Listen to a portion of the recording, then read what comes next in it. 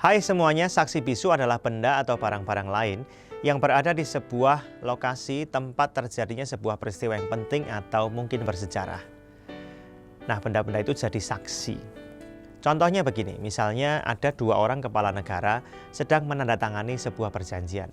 Poin-poin yang mereka gunakan, kursi, meja tempat mereka duduk dan menulis perjanjian itu, ruangan tempat mereka berada menjadi saksi bisu, di mana peristiwa bersejarah antara dua negara itu terjadi. Di kitab Yosua kita juga bisa melihat saksi bisu. Saksi bisu tentang kedahsyatan kuasa Tuhan dan kasih Tuhan yang luar biasa kepada umatnya.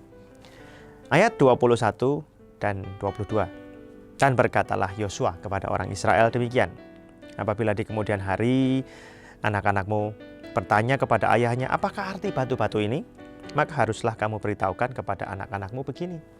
Israel telah menyeberangi sungai Yordan ini di tanah yang kering. Jadi pada hari ketika Tuhan memerintahkan Yosua memimpin bangsa itu menyeberang sungai Yordan, Tuhan bikin mujizat. Seperti di zaman Musa Tuhan membelah Laut Merah, kali ini Tuhan membelah sungai Yordan. Bangsa itu bisa menyeberang, di tengah-tengahnya dengan kanan kirinya air sebagai tembok.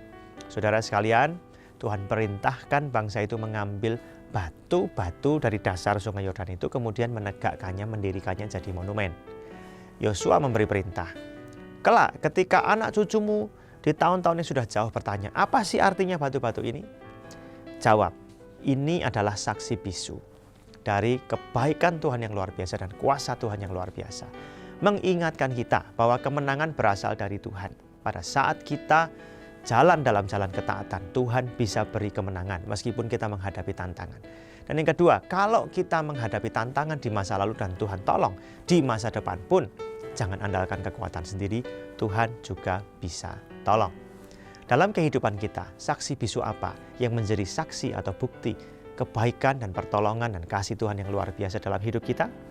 Saya punya sebuah televisi yang kuno di rumah, sudah cukup lama. Televisi ini adalah saksi bisu dari mujizat Tuhan yang saya alami.